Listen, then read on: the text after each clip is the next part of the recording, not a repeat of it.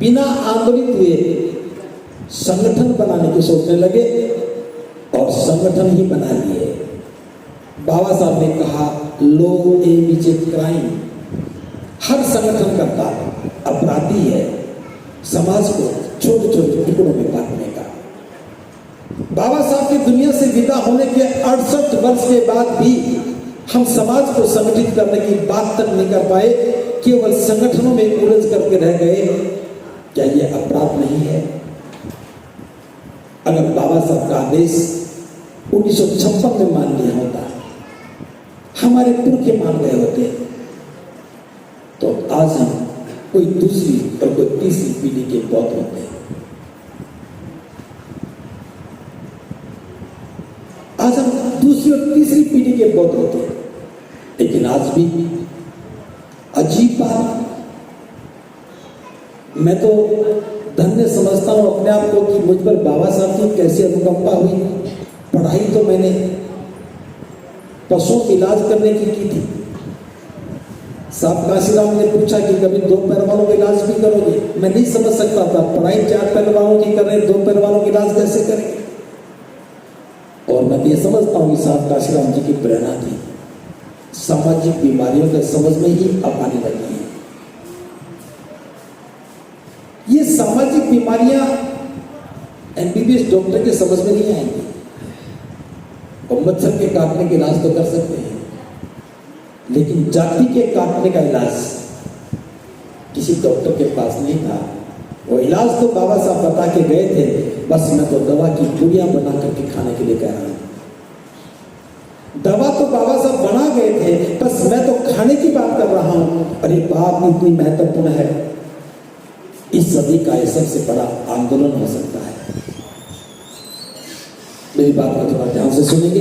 मैंने यहीं बैठ करके आपसे बात करने को सोचा। आज हम कितने समझदार हैं। ये जाति हमारे लिए अच्छी है या बुरी है? जाति हमारे लिए अच्छी है या बुरी है? बुरी। किस किस के साथ जाति है? किस किस की जाति बची हुई है? अब नहीं बोल रहे तो 2 ही बातें हैं, या तो सभी की बची हुई होगी या फिर किसी की भी नहीं होगी।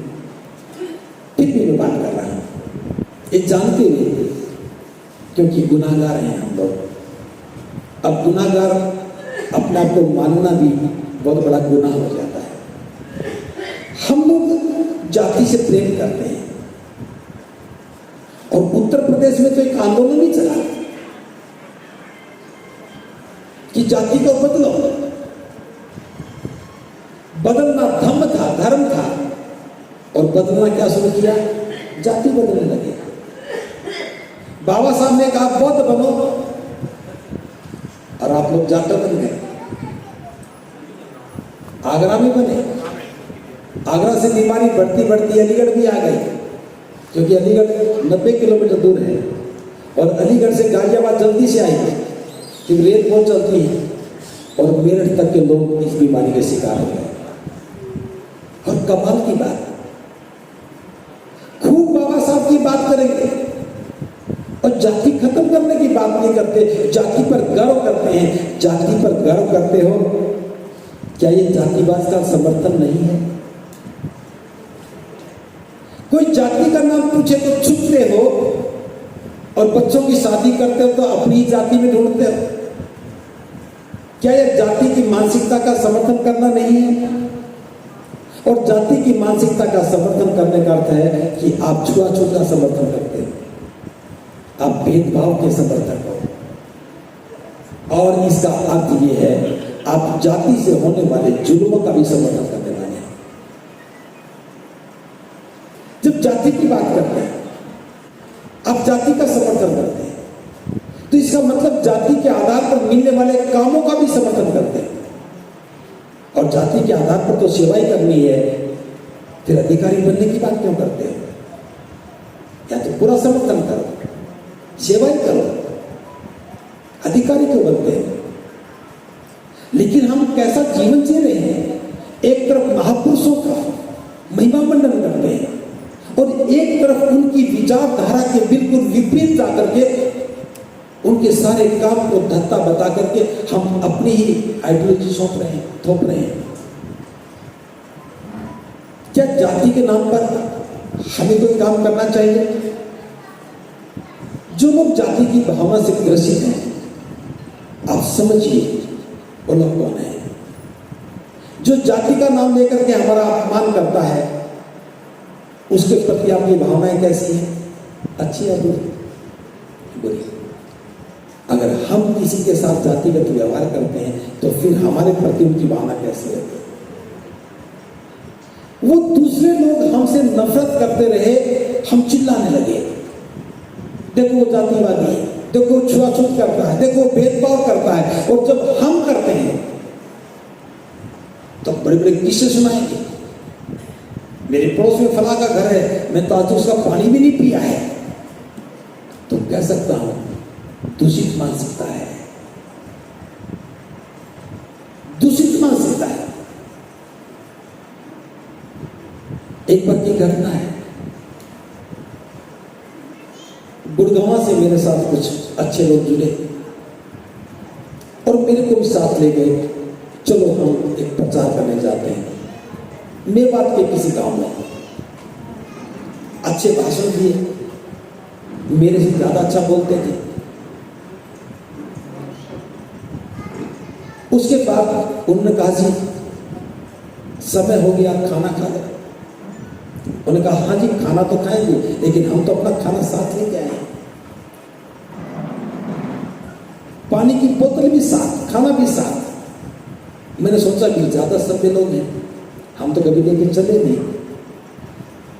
मैंने कहा ये तो घर से लेके आए हैं, मैं तो लेके आए नहीं, मैं आपका खा लूंगा। उनका नहीं, आप भी हमारा खाना खाओ। भाई मैं जिनका काम कर रहा हूं खाना उन्हीं का खाऊंगा, आपका खाऊंगा तो इनसे मेरा संबंध क्या बनेगा? रास्ते में जाते हुए मैंने पूछा, आप वापस आते हुए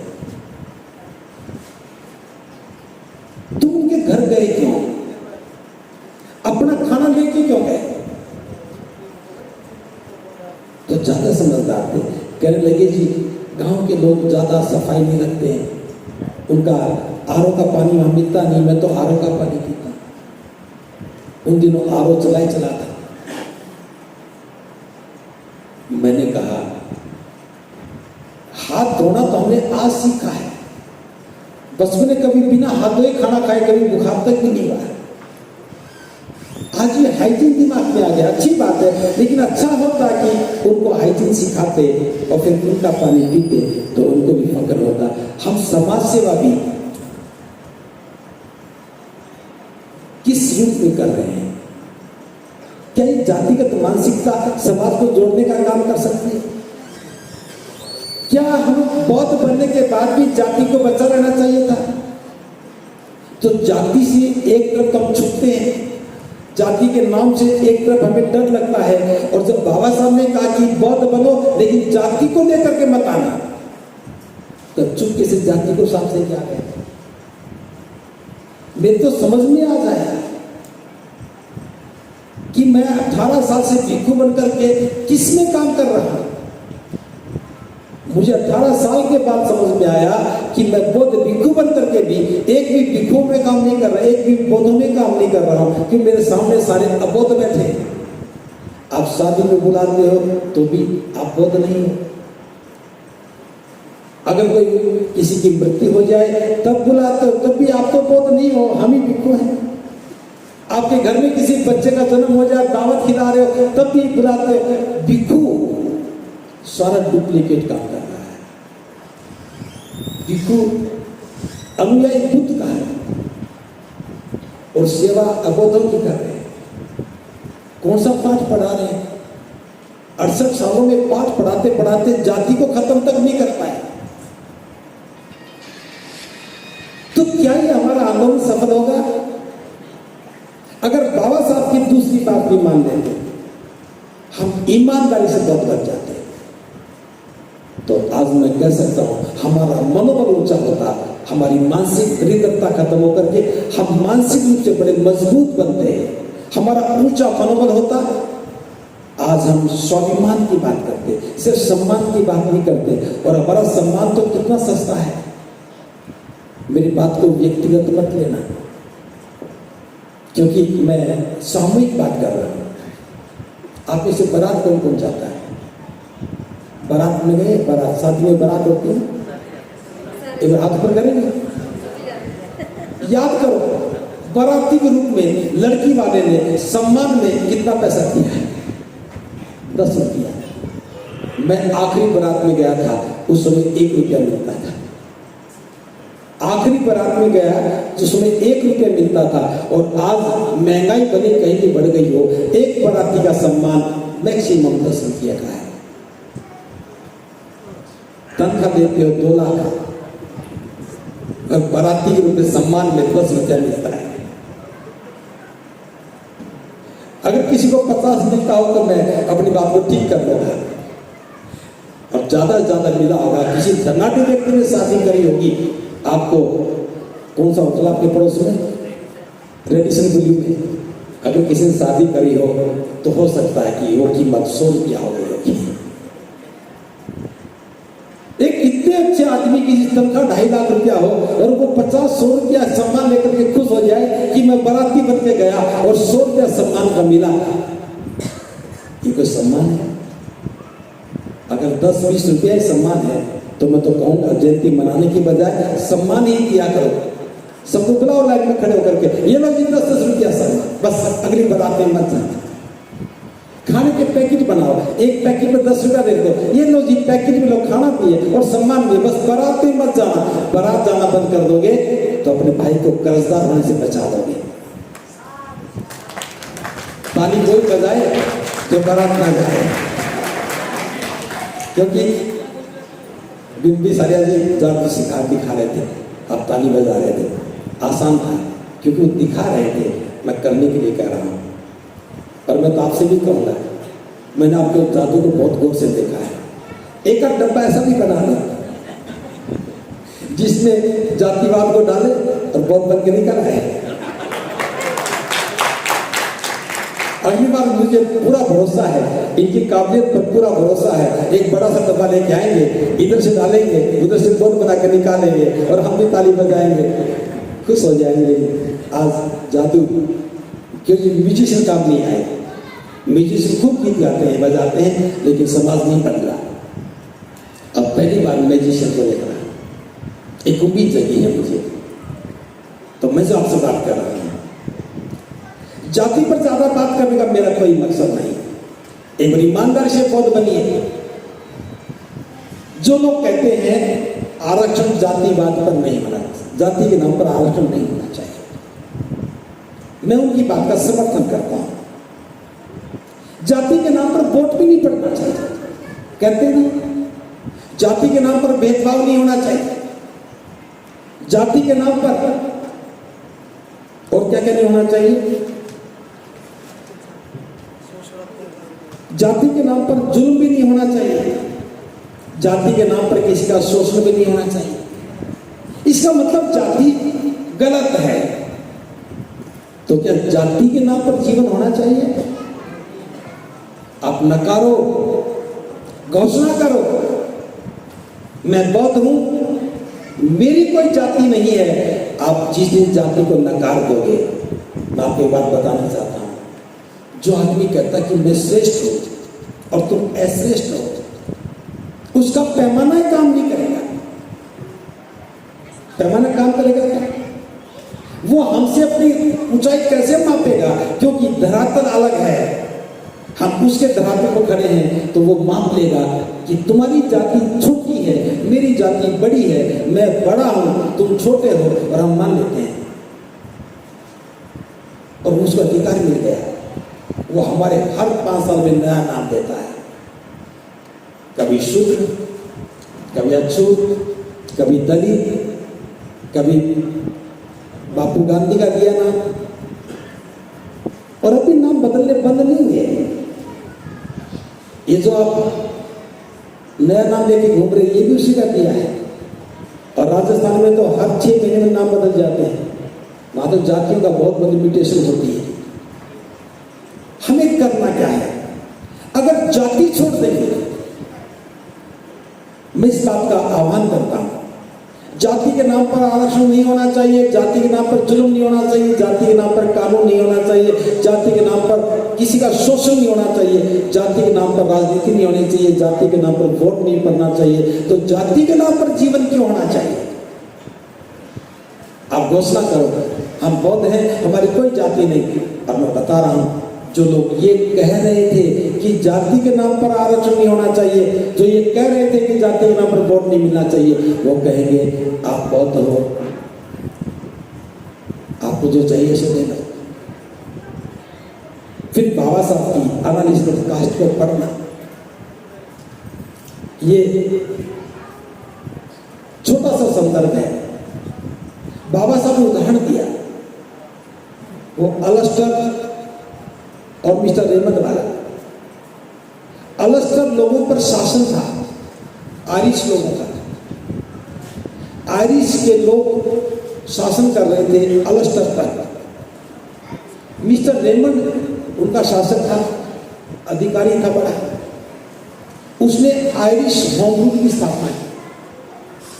अलिस्टर लोगों ने कहा कि हमें आपका कानून मंजूर नहीं।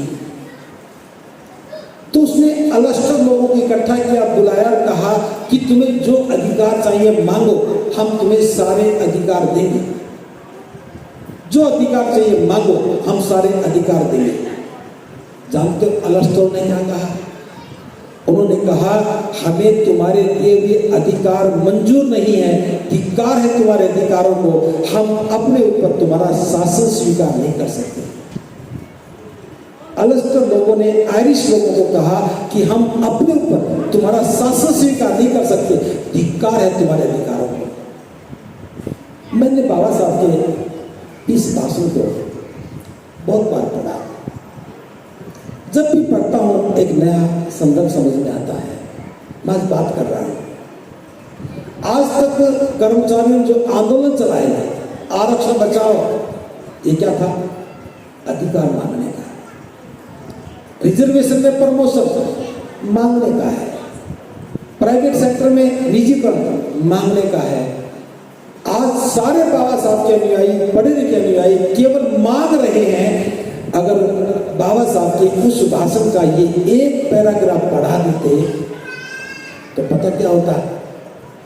हम कहते धिक्कार है तुम्हारे दिए हुए अधिकारों को, हम तुम्हारे दिए हुए अधिकार नहीं चाहते, हम हमारे ऊपर तुम्हारा शासन स्वीकार नहीं करते, हम अपना शासन खुद करेंगे। और ये पता कब मिलता है? ये जब मिलता है जो जातियों में बटे हुए लोग बौद्ध बन करके बौद्ध समाज का निर्माण करते हैं। जब बौद्ध समाज का निर्माण होता तो लोग बौद्धों के पास आते कि आप बौद्ध हैं, आपको शासन में भागीदारी देंगे। हम कहते हैं हमें शासन में भागीदारी नहीं चाहिए, हम शासन करेंगे, तुम भागीदार बनना चाहते तो आ जाओ, क्योंकि हमारा समाज बड़ा है। लेकिन हम जातियों का महिमा मनन करते रहे और शासन जैसे महाशक्तिशाली जो सेंटर ऑफ पावर है उसको नजरअंदाज करते रहे। आज जाति के नाम पर हमें चुपना पड़ता है, और जब हम जाति से मुक्त हो जाएंगे तो जाति की बात करने वाले कहेंगे हाँ आप श्रेष्ठ हैं, हम तो जातिवादी हैं, हम अश्रेष्ठ हैं। फिर आप कहना जो जातिवादी है वो आतंकवादी है। जातिवाद का आतंक है और हम आतंक के प्रताड़ित लोग हैं। हमें बौद्ध बन करके इस कलंक को धोना था। लेकिन दिल्ली के बौद्ध देखो, मैं गाजियाबाद वालों की तो बुराई नहीं करूंगा क्योंकि आप मेरे पास इकट्ठा हूं, हालांकि खतरा कुछ भी नहीं है, लेकिन आपकी करूंगा तो आपको बुरा लगेगा। दिल्ली के लोग बौद्ध बन गए और मैं बड़ा खुश था कि दिल्ली में तो बड़े बौद्ध हैं, लेकिन जब ढूंढने लगा तो बौद्ध ही नहीं मिले, बौद्ध ही नहीं मिले। अब नए सिरे से सोचने लगे हैं कि बौद्ध कहां से आएंगे? जिसके साथ जाति जुड़ी है वो बौद्ध नहीं हो सकता, क्योंकि बुद्ध के सिद्धांत में तो समता है, बंधुता है, और जहां जाति है वहां ना तो समता है और ना बंधुता है। बुद्ध के सिद्धांत में करुणा और मैत्री है। हम बौद्ध बनते तो जानते क्या होता?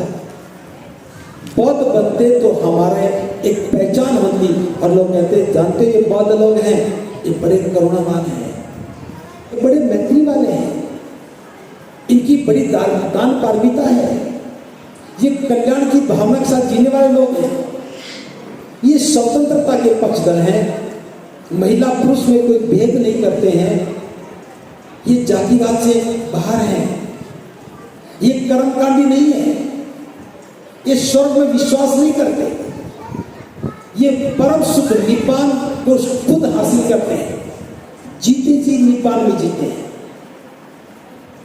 बुद्ध ने जो जो लक्ष्य एक श्रेष्ठ मानव के दिए, हम उन सभी गुणों से अलंकृत हो जाते हैं। हम भी फक्र से कहते हैं हम समानता में विश्वास करने वाले हैं, हम बंधुता की भावना से जीने वाले हैं, हम करुणा मैत्री का अभ्यास करने वाले हैं, दान पारमिता हमारा गुण है, निरंतर लोगों के कल्याण की कामना करते हैं, हम ध्यान साधना से मन की निर्मलता की बात करते हैं, प्योरिटी ऑफ माइंड की बात करते हैं, हम जातिवादी नहीं हैं, हम भेद नहीं करते हैं, शोषण का समर्थन नहीं करते हैं, हम जुल्मी का साथ नहीं देते हैं, हम लोगों के कल्याण के लिए काम करते हैं। और ऐसा होता तो हम अंधविश्वास से बाहर निकल जाते, हमारे बच्चे होशियार बनते, नए नए अनुसंधान करते, हम देश के विकास में ही नहीं नई संभावनाओं को तलाश में बहुत आगे कदम बढ़ाते। गांव की दलील से बाहर निकल करके आप शहरों में आए हो, पूरा देश आपसे उम्मीद करता है आपकी संतानों के सुंदर लक्ष्य होने चाहिए। लेकिन लक्ष्य क्या है? कॉर्पोरेट, वहां जाऊंगा सैलरी बड़ी मिलेगी, सैलरी बड़ी दे देते हो और शाम को महफिल सजा करके शराब पी करके मस्त हो जाते हैं। बौद्ध बनते तो नशा नहीं होता, कोई पूछता और कैसे हो, आप कहते परम सुख है। संतान क्या कर रही है? वो भी सुखी है, वो सब शीलवान है। हम बात करते मेरा परिवार शीलवान है, मेरा परिवार ध्यान करने वाला है, मेरा परिवार आस्थांगिक मार्ग का पालन करने वाला है, और बस मुझे ये तो पता नहीं निपान क्या होता है, लेकिन मेरे घर में सुख इतना है कि अब मुझे किसी परम सुख की कामना नहीं है। शील संपन्नता की बात करते हैं, चाहे विवाह शादी की बात हो, कहीं हो, कोई शराब का प्रवेश ना होता, जीवन में नशे का प्रवेश ना होता, हम श्रेष्ठ में बन जाते। कितना बड़ा चुनौती थी, कितना बड़ा चैलेंज था हमारे सामने। अगर बाबा साहब को आदर्श मान करके मेरी बात सोचने लगो, समझने लगोगे, तो आप देखोगे आने वाली बुद्ध पूर्णिमा, मुझे नहीं मालूम कि आप मुझे बुलाओगे या नहीं बुलाओगे, लेकिन कोई भी यहाँ होगा तो मूल्यांकन करेगा कि बंदे जी पिछली बार आए थे और हमें मापदंड दे करके गए थे, हम उन मापदंडों में इतने मापदंड पूरे कर दिए और अब हम श्रेष्ठ जीवन के मार्ग पर आगे बढ़े हैं। और अभी आपकी पहचान किसी और जाति से होगी, अगली बार जब होगा तो आप कहेंगे कि हमारा बौद्ध समाज है, यहाँ बौद्ध समाज का बैनर लगा होगा, संगठन का नहीं, समाज का। हम पूरे देश को एक बौद्ध समाज बना करके एक सुंदर सामाजिक ढांचा तैयार करेंगे और बाबा साहब को फक्र के साथ कहेंगे कि बाबा साहब आपकी तीसरी और चौथी पीढ़ी के लोगों ने जैसा आपने कामना की थी, जैसे आपकी परिसंकल्पना की थी, वैसे भारत का निर्माण करने में अपनी भूमिका अदा की है। मैं ये नहीं कहता हूं हम कितना करके जाएंगे, लेकिन इतना जरूर है, इस बुनियाद को इतना सुंदर बना देंगे कि आने वाला कोई भी व्यक्ति एक भी ईंट रखेगा तो उसकी भव्यता, उसकी सुंदरता, उसकी विशालता हमें गौरवान्वित करेगी कि कोई लोग थे, उन्होंने बाबा साहब की बद में बात की, परिसंकल्पना की, जो आधारशिला रखी थी, हमने तो एक ईंट रखी है और जीवन सुंदर हो गया। ये पूरा देश हमसे प्रेरणा लेगा। हर एक राजनेता हमारे गुणों का अध्ययन करके अपने अंदर पुनर्जित करेगा। हमारी हर एक महिला देश की तमाम महिलाओं के लिए आदर्श बनेगी और फक्र से कहेगी बाबा साहब के अनुकंपा की पात्र बनी, बुद्ध की अनुयायी बनी, इसलिए मैं श्रेष्ठ जीवन जी पा रही हूँ, स्वतंत्रता का जीवन जी पा रही हूँ, श्रेष्ठता का भाव मन की निर्मलता के साथ जी रही हूँ। प्रबुद्ध उपासक उपासिकाओं, इतना सुंदर जीवन, इतनी सुंदर कल्पना इतना सृजनात्मक काम और ये हमारी जिम्मेदारी है, क्या नहीं करना चाहिए? और मैं एक बात बता रहा हूं, आज के आयोजन में आपने खर्च किया होगा, खाना खाएंगे खर्च लगेगा, माइक भी आया है पैसा लगा है, फूल भी पैसे के आए, लेकिन जो मैंने कहा है, जो मैं करने के लिए कह रहा हूं, इसमें 1 रुपया का खर्च नहीं है क्या? बिना पैसे ही इतनी सुंदर कल्पना को साकार कर सको।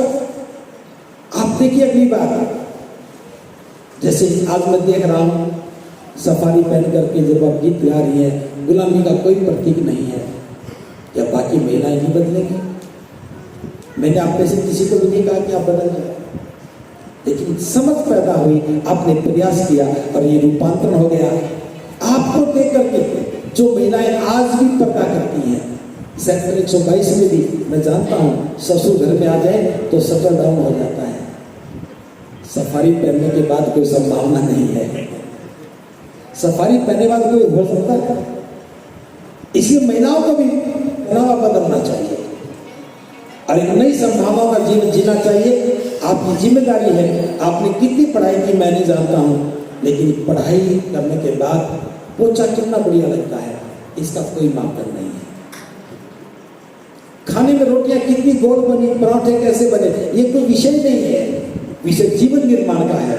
आपको देख करके लोग ये मापदंड लेकर बैठे हैं, देखो वो पढ़ी लिखी महिला है, उसका लाइफ स्टाइल बहुत अलग है, उसका जीवन स्तर बहुत ऊंचा है, उसका मनोबल बहुत ऊंचा है, उनकी प्योरिटी ऑफ माइंड है, धर्म के अनुयायी है, और आपको देख करके लोग अपना जीवन बदलने लगे, इसमें कोई पैसा नहीं लगता है। तो बस धम्म का तो एक इतना काम है, समझ में आ जाए तो जीवन बदल जाए। मेरी भी समझ में आया तो मेरा जीवन बदला है। मैं साधुवाद ज्ञापित करता हूं उन तमाम महापुरुषों को, विशेष रूप से बाबा साहब और मानव साहब काशीराम जी को। उनकी प्रेरणा से मैंने मार्ग चुना। आपकी भी कोई प्रेरणा हो जाए, आप भी किसी महापुरुष से प्रेरणा लें और जीवन के लिए नए आयाम तय करें। इन्हीं शब्दों के साथ मैं एक बार पुनः, जो बुद्ध अलंकार जी ने आपका आमंत्रण दिया है, जयपुर में जो कार्यक्रम हो रहा है, मैं फिर थोड़े शब्द बता रहा हूं।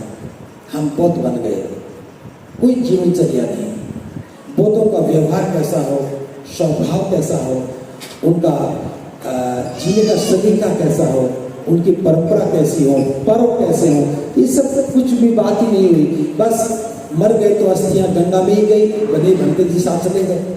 शादी हुई तो वो बनते जी बुला लिए, बाकी वही गीत, वही हल्दी, वही नारियल, वही तिलक, वही 10 रुपया, वही बैंड, वही बारात, वही शादी के गीत, कुछ नहीं बदला। लेकिन अब बदलना चाहिए। तो ये सोच करके हम बुद्ध बौद्धों का एक आचार संहिता ड्राफ्ट कर रहे हैं। 1000 से ज्यादा प्रतिनिधि वहां पे पहुंचेंगे।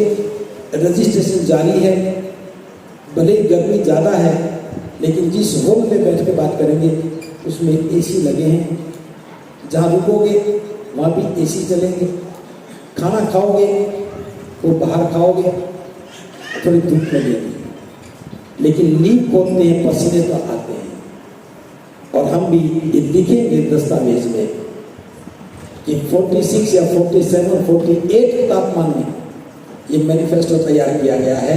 इसलिए गर्मी से डरने की कोई संभावना नहीं है। वो मैनिफेस्टो जीवन की बुनियाद होगा और हम 27 अक्टूबर को जब उसको जारी करेंगे तो भारत की लगभग 10 से 12 भाषाओं में वो अनुवादित होगा। लाखों प्रतियां छपेगी। जितने लोग वहां आएंगे, हम सोचते हैं कि हर एक के हाथ में होना चाहिए। वो भले बौद्ध बने ना बने, अगली पीढ़ी को पता होना चाहिए कि हमारे लिए किसी ने मार्ग प्रशस्त किया है, किसी ने मार्ग तैयार किया है। और जो वो ड्राफ्ट बनेगा उसके पीछे जो पेज लगेंगे उसमें आपके दस्तखत होंगे, आपका नाम लिखा जाएगा, आपका पता लिखा जाएगा, मोबाइल नंबर पर भी सहमति देती है हमने। क्या पता अगली सदी तक आपका नंबर काम करता रहे। और आपके हस्ताक्षर होंगे और वो भी एक बहुत सुंदर डिसिप्लिन के साथ एक दस्तावेज तैयार होगा। उस दस्तावेज की भी जितने लोग होंगे उनकी प्रतियां तैयार करेंगे, बाद में छपवा करके आप इस बात के गवाह बनोगे। बाबा साहब के द्वारा धम्म देने के बाद 68 वर्ष के बाद हमने बौद्धों की आचार संहिता का निर्माण किया और उसमें मेरे भी दस्तक थे। उसमें दस्तक होना बहुत बड़ी फख्र की बात है। अब मैं ये बात इसलिए भी ज़्यादा महत्वपूर्ण तरीके से बता रहा हूँ, हमने बहुत बड़े बड़े लोगों से बात की। बहुत बड़े समझते हैं, लंबाई में बड़े नहीं, वैसे बड़े। और उन्होंने ये कहा, किसी ने कहा कि गर्मी ज़्यादा है, किसी ने कहा जी इससे होना क्या है, किसी ने कहा जी तो पहले हम कर चुके हैं, किसी ने कहा जी आपकी बात कौन मानेगा, किसी ने कहा जी आपके पास अथॉरिटी क्या है। हमने कहा हम कर रहे हैं, ये हमारी अथॉरिटी है, और जो वहां आएंगे वो सब हमारी बात मानेंगे, और जो नहीं माने, आज तक नहीं मान रहे हो, हमने क्या कर दिया। सेक्टर 122 के लोगों ने आज तक मेरी बात नहीं मानी, मैंने कुछ कर दिया, कुछ बुरा माना, आगे भी नहीं मानेंगे। लेकिन जो मानेगा वो धन्य हो जाएगा, हम भी धन्य हो जाएंगे। इसलिए फिक्र ना करो। कुछ एक जन ये भी कहा जी 1500 रुपया देना पड़ेगा, आमदन किराया लगेगा, तो हमारा तो किराया आप दे सकेंगे। मैंने कहा जी बिल्कुल नहीं, खाना घर से नहीं आना, हाथ वाले पंखे नहीं आना, अलग से बिठाने की व्यवस्था कर देंगे, फिर डॉक्टर दस्तक कर देंगे। मैंने कहा कि गरीबी का प्रदर्शन नहीं है, इसमें ना समृद्धि है ना अमीरी की बात है, ये जिम्मेदारी की बात है। और जिम्मेदारी का काम हम गरीबी की मानसिकता के साथ ले चाहते हैं। क्या जिम्मेदारी का काम गरीबी की मानसिकता के होना चाहिए? अगर महिला गर्भवती हो, बच्चा कोख में पल रहा हो और आप दूध बचाने की बात करते हो, तो बच्चा कुपोषित पैदा होगा और पैदा होने से पहले ही मर जाएगा। हम बुद्धिज्म को गरीबी के पालने में नहीं पालना चाहते। हम गरीबी के अंदर रह करके धर्म को नहीं खड़ा करना चाहते। तो ये स्वाभिमान का आंदोलन है, ये सम्मान का आंदोलन है, अपनी कीमत अदा करके काम करने का आंदोलन है। और ऐसा नहीं कि सभी लोग पैसा देंगे, हम कुछ से ले भी नहीं रहे हैं। सवाल ये नहीं है, सवाल सिर्फ इतना है, ये अवसर चूक गए तो फिर मत कहना कि बनते जी आपने कहा तो था, लेकिन गर्मी ज्यादा थी, हम नहीं आ पाए। गर्मी से संघर्ष हम सबका है। बस मेरा इतना आमंत्रण है, हमने जानबूझ करके जून का महीना और जयपुर शहर चुना है। शुक्र मनाओ कि जैसलमेर बाड़मेर नहीं चुना है, क्योंकि बहादुर लोगों की जरूरत होती है। शिमला में जाते तो हो सकता पिकनिक बनाने वाले ज्यादा लोग से नहीं जाते। एक काम शिमला में भी हो सकता था, लेकिन वहाँ पिकनिक बनाने वाले लोग होते, अब वहाँ तपने वाले लोग आएंगे। तो मैं भी कामना करता हूँ कि आप लोग उसके भागीदार बने। संख्या महत्वपूर्ण नहीं है, अवसर महत्वपूर्ण है। आमंत्रण देता हूँ। और एक दूसरा आमंत्रण और भी है, 21 जुलाई से 28 अक्टूबर तक 27 को कार्यक्रम होगा। हम ये 100 डेज 100 दिन का एक स्टाउंडेड पवचर सीरीज चला रहे हैं। 21 जुलाई इसलिए चुना है, इस दिन 2 महत्वपूर्ण काम हुए। एक तो 21 जुलाई को आषाढ़ माह की पूर्णिमा लगेगी, वर्षा मास शुरू होता है। और दूसरी बात, 21 जुलाई 1913 को बाबा साहब डॉक्टर अम्बेडकर कोलंबिया विश्वविद्यालय में प्रवेश किया था। 21 जुलाई 1913 को ही बाबा साहब ने पहला कदम कोलंबिया विश्वविद्यालय में रखा था। तो 21 जुलाई इस बार बड़ी महत्वपूर्ण है। 100 डेज 100 दिन के लिए हमने कार्यक्रम प्लान किया है। यद्यपि वो वर्षा मास है, तो भी हम कुछ चारिका भी करेंगे, वर्षावास भी करेंगे, धम्म भी सिखाएंगे। तो आप में से कोई भी 100 डेज के लिए 100 दिन के लिए चीवर पहनना चाहे आ सकता है।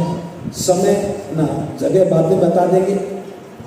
100 दिन के लिए आप निकलिए बाहर, चीवर पहन करके धम्म सीखिए। महिलाएं भी सीख सकती हैं, पुरुष भी सीख सकते हैं। 100 दिन अगर ज़्यादा लगे तो 90 दिन के लिए आ सकते हैं, और 90 भी ज्यादा लगे तो 9 दिन के लिए भी आ सकते हैं। लेकिन फिर वो जितना डालोगे स्वाद उतना ही आएगा।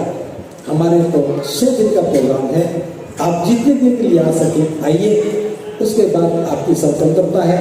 लेकिन ये बहुत अद्भुत आंदोलन है। 5 लाख लोगों को बौद्ध समाज में शामिल करने का अभियान लेकर के जब ये काम कर रहे हैं तो उसमें भी आपकी भागीदारी होगी। ये महत्वपूर्ण समय है, हमें तो जीवन में ही रहना है। आपको 100 दिन मिल जाए तो बहुत महत्वपूर्ण बात है। ये दूसरा मैं आमंत्रण आपको दे रहा हूँ।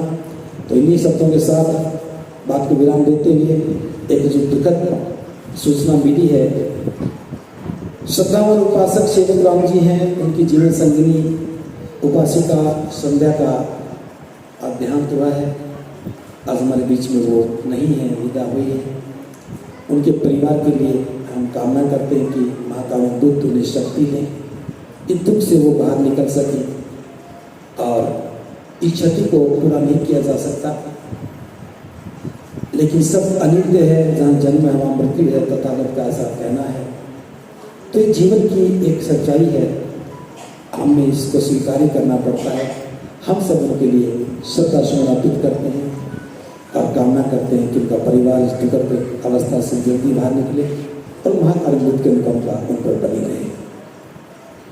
सभी बोलो साध साध।